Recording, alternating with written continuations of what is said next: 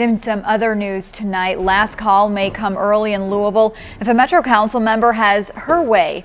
WDRB's Breon Martin explains her plan to fix a rash of late-night murders in the city. Breon? That's right, Fallon. Well, Cassie Armstrong, who represents the Highlands, said the community had 3 murders near bars in recent weeks. Now she says it's time to close up shop just a little early.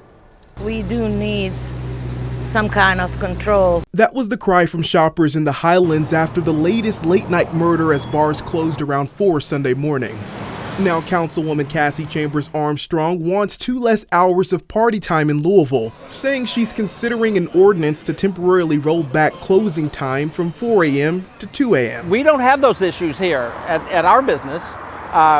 We also maintain and monitor who we have coming into our business. Rowdy Whitworth owns the Chill Bar on Bardstown Road.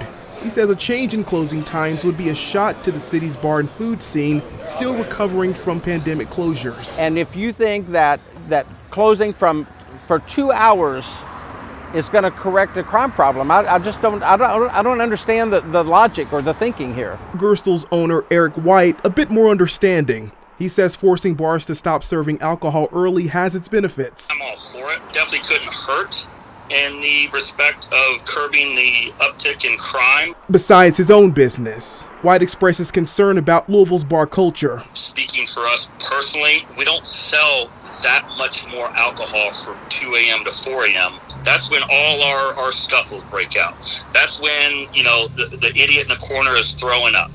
Armstrong says this one tool available, while it will not solve all the issues, it could be a start. Whitworth said there are ways to deal with troublesome bars without hurting responsible bar owners. Maybe we address that on an individual basis. White says the city should take a surgical approach versus a blanket policy change. Why don't we start off a little bit slower? Why don't we go to 3 a.m.? Why don't we find a happy medium? Let's start there instead of pushing for 2 a.m. Armstrong says the earlier bar closings would last until the end of the year, but she hasn't filed the ordinance, saying she wants to hear from the public and get their input. Breon Martin, WDRB News.